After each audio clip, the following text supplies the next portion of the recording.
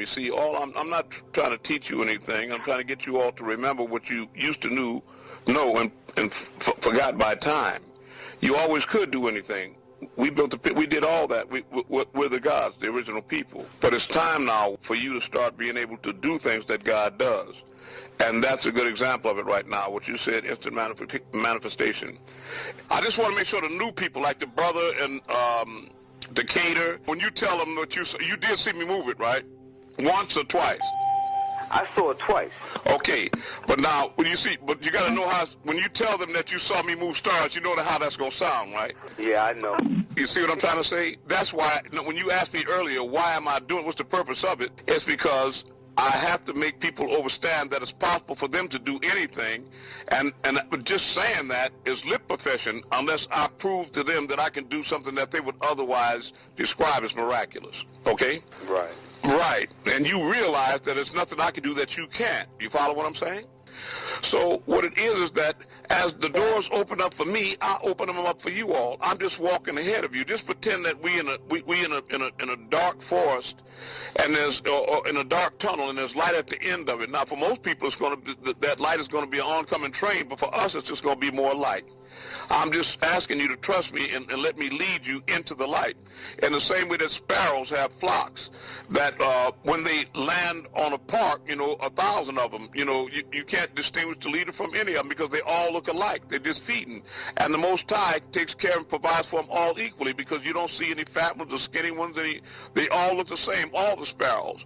But when you make a big noise, they all take flight, and every one of them knows the leader because they form a formation like a V, and they all travel. They all know the leader. That don't mean that all of them know the way, but they all know who knows the way. Are you following me? That's what distinguishes me from charlatans, liars, and wolves in sheep's clothing and all that. Because, see, I don't care how much magic and goober dust you put down, your black or white ass ain't gonna move no stars, nigga. Now, I know that. Point seen, money gone.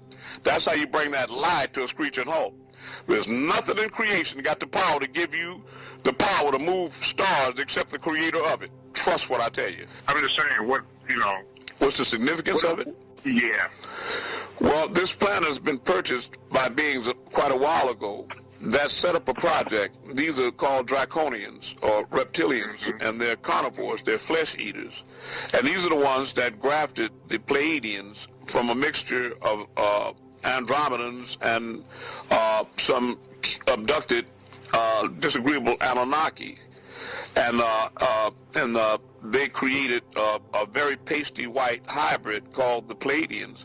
But since they were all members of the Intergalactic Confederation, even the subjects that they grafted with, the Pleiadians are very intelligent and can travel intergalactically, etc., except that the bottom line is they were only and strictly a food source for these draconians. Now, they got tired of living in fear. Again, I have to say the same thing. They got tired, like anybody would. If you want an MEN-U, you would be trying to figure out a way heavier than Eli Whitney, tired of picking cotton and made a cotton gin, right? So they came to Earth, Plastic Blue Rock, and created the gin, or the Adamu, 6,000 years ago, the ruddy red atom that you see in the Bible. They grafted that. And they used as a genetic hanger the Homo erectus, Australopithecus, great apes, the lairs, the orangutans, etc. And they grafted that with their genes. And they created another white being that was a sweet, succulent-like pig that would boil and fall off the meat, a good, juicy thing. And they taught them to eat the kind of things that seasons the food the way they wanted. And then they told them to go forth, be multiply, be fruitful and multiply, so that they could build herds of them, in other words, and have them ready for the harvest, which is now. Understand this, Mr. Knight. I will harvest that planet tomorrow. Now, the harvest should have already taken place because they're ready to claim ownership of the planet. But the 144,000, when the Bureau made its swing around in 2012, they knew that we had been damaged by the spell, but they didn't know that we were damaged quite that much, Darryl. So then they had to pull the master teacher, Pana Babianoon, up and download the Patarak, the actual facts into him. to give that to us, to take us to another level of awakening, to break the spell, because it was that thick, it was that dense, it was almost impenetrable, right? Now these beings are getting antsy and impatient and agitated, so the government made a deal with them that they could take 300,000 a day, as long as it wasn't Nagaru. That's why you never hear on TV anything but white people talking about they were abducted and they did things to stole their eggs and semen and then they brought them back up and they saw a hybrid child that looked like she could see herself in the child, but the extraterrestrial, he could see himself in the child, but it was part extraterrestrial, and they called it mama or daddy or something. Okay, now they're involved in this project here.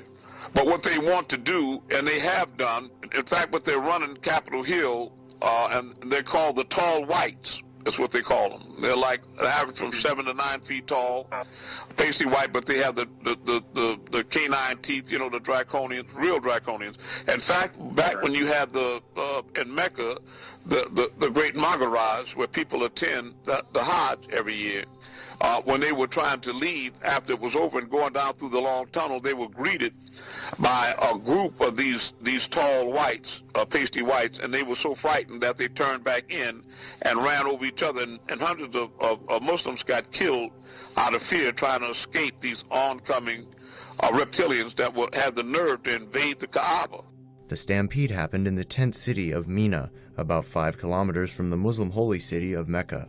Hundreds of thousands of pilgrims were taking part in the stoning of the devil, the last major rite of the Hajj pilgrimage.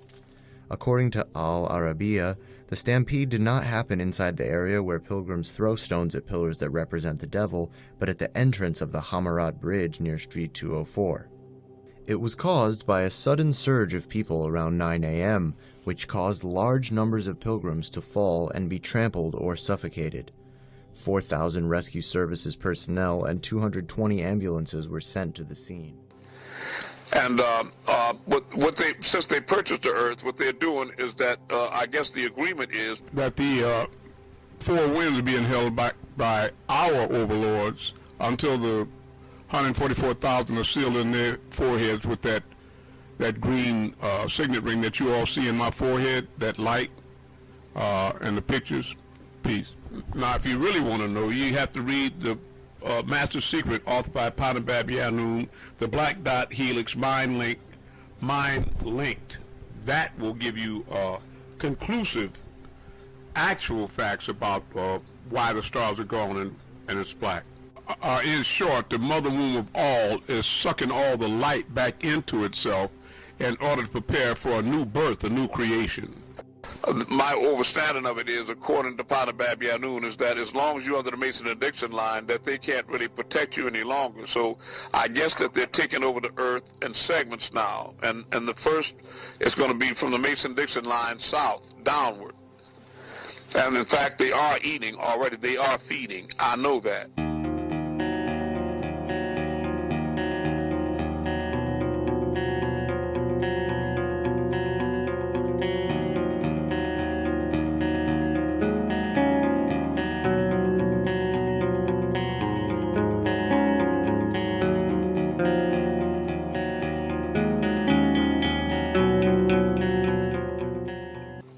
You can do computer search and you can see it yourself.